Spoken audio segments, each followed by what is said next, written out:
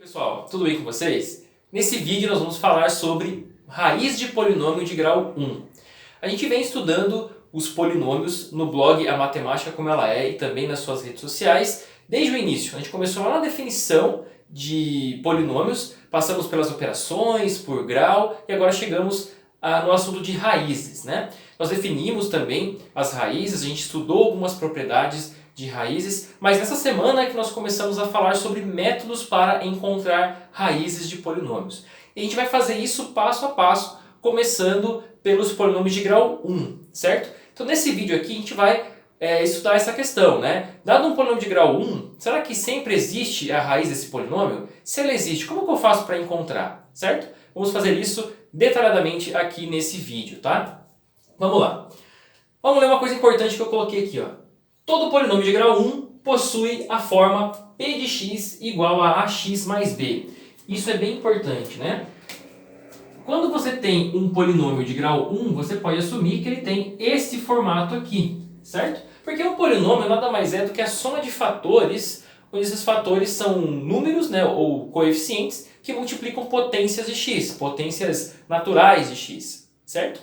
E se tem grau 1, então o que é o grau de um polinômio, né? É o maior expoente de x que aparece nessa soma. Então o maior expoente de x deve ser 1. Então só pode ser uma coisa daquela forma ali, né? Ax mais b com um a diferente de zero ainda, para garantir que esse termo aqui esteja, né, no polinômio. Porque se o a for zero, vai ficar p de x igual a b. Aí ele já não vai ter grau 1 mais, né? Então se ele tem grau 1, ele automaticamente tem esta forma, certo? Bom, e o que é uma raiz de um polinômio, né? Para esse caso particular aqui, uma raiz de um polinômio, né, para esse caso aqui, vai ser o quê?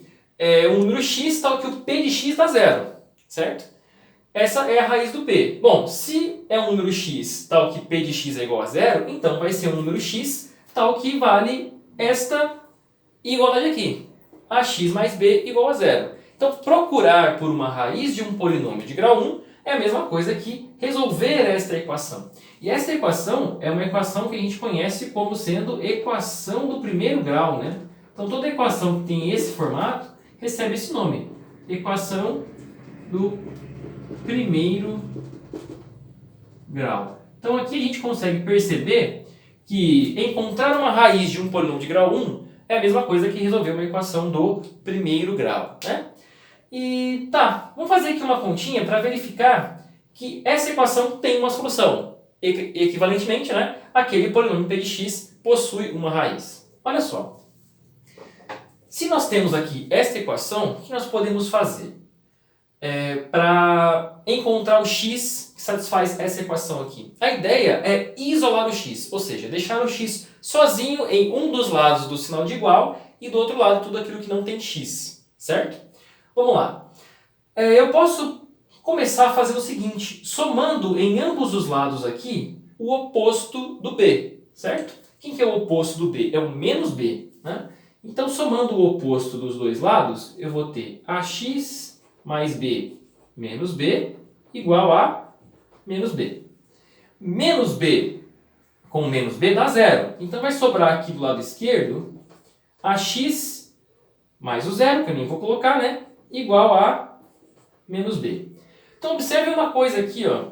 Esse negócio de passar por outro lado com o sinal trocado, nada mais é do que somar o oposto desse número dos dois lados, tá vendo? Se você olhar aqui a primeira linha e a terceira, você vai ver, nossa, o b passou para o outro lado com o sinal trocado. Por que isso pode ser feito? Porque ele vem desse processo aqui, somar o oposto dos dois lados, tá?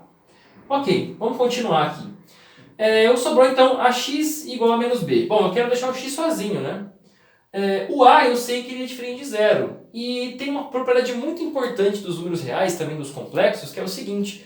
Todo número diferente de zero possui um inverso. Ou seja, existe um outro número que multiplicado pelo azinho vai ser igual a 1. E a gente sabe também que esse inverso é 1 sobre o número. Então o inverso de a é 1 sobre a. Então eu vou multiplicar aqui dos dois lados por 1 sobre a. Então olha só. Multiplicando os dois lados aqui por 1 sobre a, vai ficar 1 sobre a vezes ax igual a 1 sobre a vezes o menos b, né? Aqui eu vou ter o seguinte, né? Eu deixei assim em parênteses só para deixar claro que eu estou multiplicando dos dois lados mesmo por 1 sobre A, certo? Mas aqui eu posso simplesmente escrever o seguinte, né? Eu posso trocar esses parênteses de lugar aqui sem nenhum problema. Quando eu tenho um produto de mais de um número, mais de dois números, melhor dizendo, eu posso fazer ali qual produto eu quiser primeiro, certo? Então eu posso fazer isso aqui, ó, 1 sobre A vezes A, certo? 1 sobre A vezes A vai dar 1. Então desse lado eu vou ter 1 vezes x, que é o x, e do outro lado eu vou ter menos b sobre A, certo? Então olha só, o x, para que isso aqui ocorra, tem que ser menos b sobre A. Para fazer uma verificação completa mesmo, né, o próximo passo seria pegar esse menos b sobre A, substituir aqui no x e fazer a verificação para ver se de fato é uma solução. E essa continha eu não vou fazer aqui, mas claramente funciona. Dá para você fazer como exercício aí, colocar o menos b sobre A aqui no x. Então, o que nós encontramos aqui com esse raciocínio, né? Encontramos a solução dessa equação. Então, se eu tenho esta equação nesse formato, esse carinha aqui, ó, x igual a menos b sobre A, vai ser uma solução. Se esse x igual a menos b sobre A é uma solução dessa equação, então ele é também uma raiz do polinômio p de x igual a x mais b. Então nós verificamos aqui que todo polinômio de grau 1 possui uma solução, e a solução desse polinômio é dada desta forma aqui, né? E outra coisa importante de uma continha que eu fiz aqui, né? Ó, o A multiplicando passou para o outro lado dividindo, né? E por que isso funciona? Por que pode fazer isso? É essa história de multiplicar pelo inverso multiplicativo, né? Multiplicou dos dois lados por 1 sobre A, aí esse A com esse 1 sobre A cancelou, né? Esse produto dá 1, ficou só o x sozinho e apareceu o A aqui embaixo, certo? Então por isso passamos o A dividindo, né? Mas grave isso, ó. Sinal trocado quando eu passo para o outro lado, multiplico pelo inverso, né? Para deixar o x sozinho nessa situação aqui. Né? Grave essas duas passagens aqui, porque nós vamos usar isso nos exemplos que nós vamos ver a seguir, ok? Fica aí, vou apagar o quadro e vamos fazer exemplos para encontrar as raízes, ou a raiz, né, de polinômios de grau 1, ok? Vamos lá. Retomando aqui com o nosso exemplo, vamos ler aqui. Calcule a raiz de p de x igual a 3x menos 2. O que nós devemos fazer como primeiro passo, né? Igualar o polinômio igual a zero, porque estamos procurando o x que anula esse polinômio, certo? Então nós devemos começar fazendo o seguinte: 3x menos 2 igual a zero, certo? Bom, como que eu faço para resolver? Repetindo aquele processo que foi feito anteriormente, né? Esse número que está aqui, ó, menos 2, o que eu faço com ele? Ele vai para o outro lado com o sinal trocado, que é a mesma coisa que somar o oposto dele dos dois lados, somar o 2 dos dois lados, certo? Aí você vai anular o 2 com esse menos 2 e do outro lado vai aparecer um 2, ok? Então, vamos passar o menos 2 para o outro lado. Então, vou ter aqui 3x igual a 2, ok?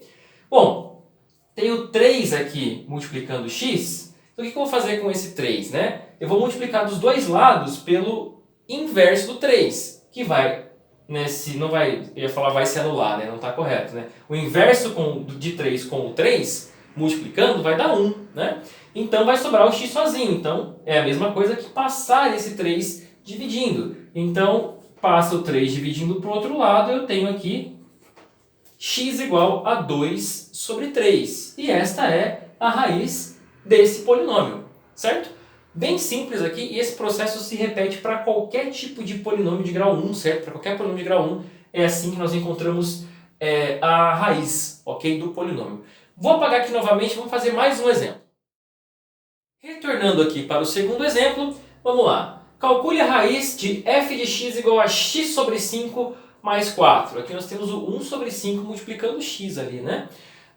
Como que nós fazemos para resolver isso daí? É a mesma coisa, o mesmo processo. Vamos pegar o polinômio e igualar a zero. Então a gente vai ter o seguinte: x sobre 5 mais 4 igual a zero, certo?